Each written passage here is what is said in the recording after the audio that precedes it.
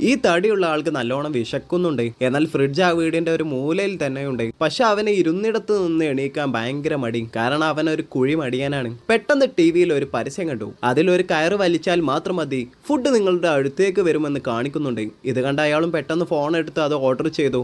പെട്ടെന്ന് ഒരു എഞ്ചിനീയർ വന്ന് ഒരു റോപ്പ് ഫ്രിഡ്ജിൽ ഇൻസ്റ്റാൾ ചെയ്തു. പക്ഷെ ഇതൊക്കെ വർക്ക് ചെയ്യോ, സത്യമാണോ എന്നൊക്കെ അവന് ഭയങ്കര ഡൗട്ട്. അവൻ മെല്ലെ കയറ് വലിച്ചു നോക്കി. ശരിക്കും ഫുഡ് അതിന്റെ തലപ്പത്ത് അവന്റെ അടുത്തേക്ക് വന്നു. അയാളും സന്തോഷത്തോടെ അത് എടുത്ത് കഴിക്കാൻ തുടങ്ങി. അത് കഴിഞ്ഞ് വേറെ ഒരു പരസ്യം വന്നു.